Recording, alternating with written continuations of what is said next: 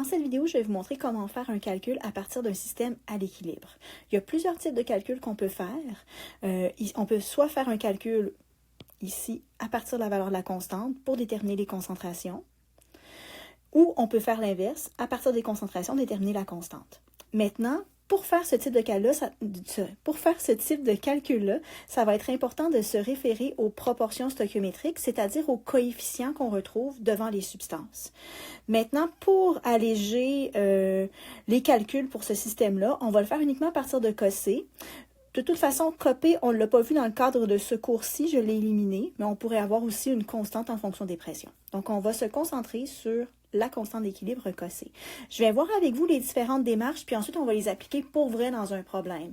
C'est important lorsqu'on fait un problème d'équilibre de s'assurer que l'équation est équilibrée et aussi d'être capable de déterminer l'expression de la constante d'équilibre en faisant attention aux états physiques, parce que ça voudrait dire qu'on aurait peut-être un équilibre hétérogène.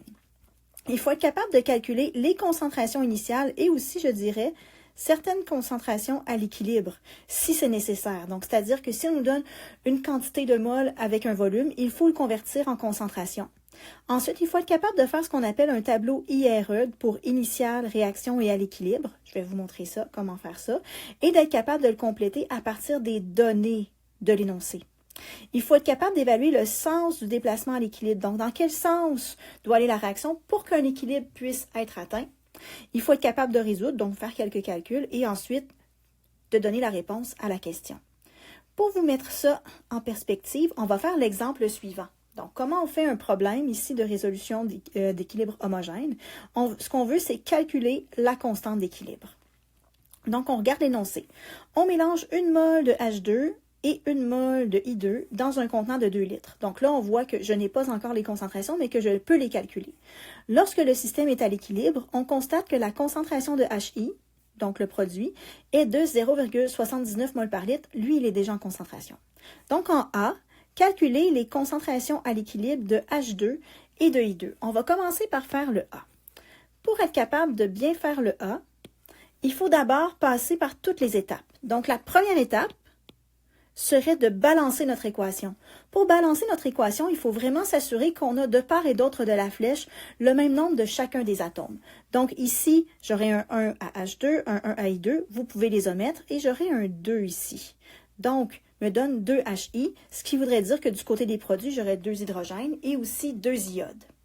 Ensuite, il faut que je sois capable, la suite du 1, de donner l'expression de ma constante d'équilibre. Et c'est là, si votre équation n'est pas balancée, vous n'aurez pas la bonne expression. Donc, j'aurai ici, dans ce cas-là, Cossé serait égal à concentration de HI à la 2 sur concentration de H2 fois concentration de I2. Donc, point 1 est terminé. Point 2, il faut s'assurer, avant de faire mon tableau, que toutes les informations que je vais mettre dedans soient en mol par litre, que ce soit des concentrations. Donc, je vais calculer la concentration de H2 et on va appeler ça le petit 0. Ici, ça veut dire initial. Donc, la concentration au début, avant d'atteindre l'équilibre. Et ici, pour le H2, je sais que j'ai 1,00 mol sur 2,0 litres. Ce qui va me faire 0,50 mol par litre. Ça va être pas mal la même chose pour le I2. Donc, j'ai la même quantité dans le même volume parce que tout ça est ensemble dans le même contenant, ce qui me fait 0,50 mol par litre. Ensuite, l'autre information qui est donnée, je vais la sortir, mais je n'ai pas de calcul à faire parce qu'on me dit que la concentration de HI, ici, on est juste là, à l'équilibre, c'est 0,79. Donc, ici, le petit 0, c'est pour initial. Là, ici, je vais écrire un petit EQ. Un petit EQ. Donc, EQ pour équilibre. Et lui, il est déjà calculé 0,79 mol par litre parce que je suis dans la bonne unité. Donc, ça va être à partir des données de l'élément 2 que je vais bâtir mon tableau que j'appelle un tableau IRE. On est rendu à l'élément 3. Donc, on va mettre le petit 3 ici juste à côté. On est rendu là. On va faire ce qu'on appelle un tableau IRE. Donc, juste à côté de mon équation, on va s'écrire IRE. Et c'est un tableau qui va être en mol par litre. Donc, on va écrire les unités juste ici. Et ça va être, chaque ligne va être une mol par litre. Donc, I, je vous rappelle, ça veut dire initial. Donc, ça veut dire qu'au début, avant que la réaction commence, j'en ai combien? Ensuite, R, ça réagit. Donc, réaction initiale, réaction. Donc, dans quel sens va se déplacer l'équilibre, ou pas l'équilibre, mais dans quel sens va se déplacer la réaction pour atteindre l'équilibre? Et ensuite, E, c'est pour équilibre.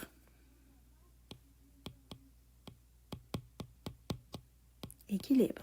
Voilà.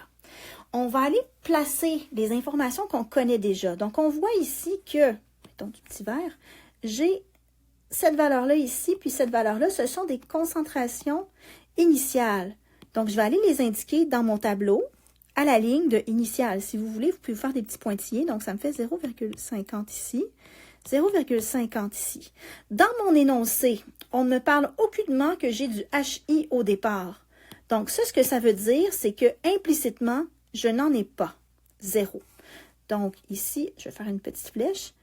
Si non mentionné dans l'énoncé.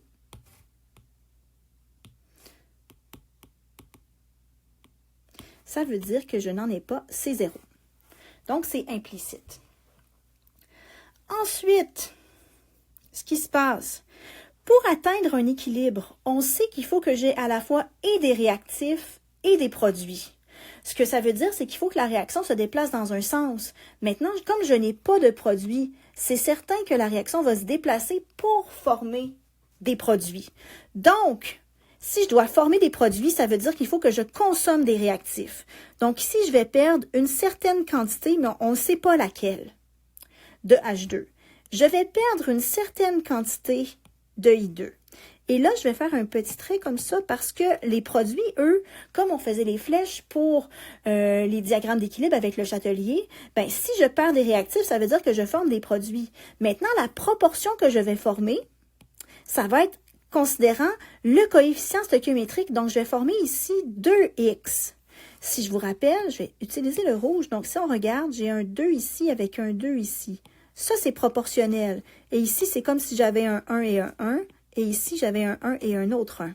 Donc, la quantité qu'on perd et la quantité qu'on gagne est vraiment proportionnelle au coefficient stoichiométrique.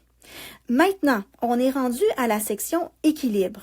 Pour la section équilibre, j'ai une seule donnée. Tiens, je vais la mettre en orangé. C'est celle-là ici. Donc, cette donnée-là va venir se placer juste ici. Reprenons mon crayon noir. Donc, 0,79 mol par litre. Et là, il me reste à calculer celles qui sont là ici. Donc, on va écrire un à calculer. Pour les calculer, ce dont j'ai besoin, c'est que j'ai besoin d'un ensemble de données IRE disponibles pour pouvoir trouver le X, parce que le X a la même valeur ici que ici et que ici. Donc, ce que je veux dire, si je me mets ici, ce X-là est équivalent à ce X-là qui est équivalent à ce X-là. Donc, ce qu'il me faut, c'est arriver, si j'entoure les choses, arriver à isoler un ensemble de 3 données de IRE. Même si j'en ai 0 ici, ça compte. Donc, je vais faire un petit peu plus de place. Et je vais poursuivre le calcul. Donc, on serait rendu en 4 en résoudre. Pas celui-là, celui-là.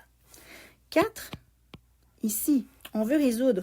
Donc, on sait que I plus R nous donne E. Donc, initial, je sais que j'en ai 0 parce que j'ai 0 décrit ici. Ici. Petite étoile.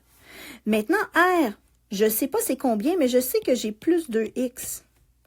Et ensuite, en E, je sais que ça me donne 0,79 mol par litre. Maintenant, si vous isolez votre x, donc ça me fait, on se débarrasse du 0, ça fait 2x est égal à 0,79 mol par litre. Si je veux isoler mon x, le x va me donner 0,79 divisé par 2 en mol par litre. Donc, x, ici, va me donner une valeur de, avec les chiffres significatifs, 0, dans ce cas-là, 40 mol par litre. Et j'ai trouvé ma valeur de x, qui est la valeur de x, ici. Attendez, je vais utiliser le petit bleu. Ce x-là, c'est la même valeur que ce x-là et que ce x-là. Donc, maintenant que j'ai trouvé le x, je peux trouver les valeurs les valeurs que je cherche qui sont ici et ici, que je vais calculer. Donc, on est en 5 pour répondre à la question. Répondons à la question A. Donc, la question A, on voulait calculer les concentrations à l'équilibre. Donc, la concentration de H2 à l'équilibre va être égale à 0,50 moins la valeur de X que j'ai trouvée, 0,40, ce qui va me donner 0,10. Je suis en mol par litre. Même chose pour I2. Donc, 0,50 moins 0,40 va nous donner 0,10 mol par litre. Et là, j'ai répondu à ma question A où j'ai toutes mes concentrations à l'équilibre. Je vais aller les réécrire ici. 0,10 et 0,10. Maintenant, il nous reste à répondre à la deuxième question, qui est la question B. Calculer la constante d'équilibre de la réaction. On a vu déjà que j'ai donné ici l'expression de la constante. Et on se rappelle, dans la constante d'équilibre, les seules concentrations qu'on utilise pour la calculer, ce sont les concentrations à l'équilibre. Donc ici, ce que je veux, ce sont les concentrations à l'équilibre. Maintenant que je les ai, je vais les utiliser pour trouver cette valeur-là. Donc celle que j'ai, je vais les remettre aussi en orangé. Donc j'ai celle-là ici et j'ai celle-là ici.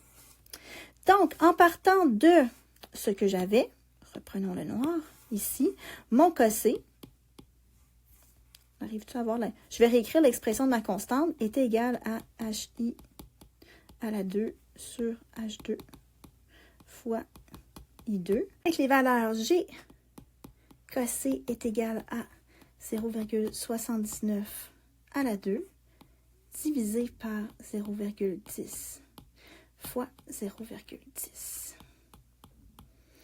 Et cette valeur-là, si je la calcule, donc 0,79 à la 2,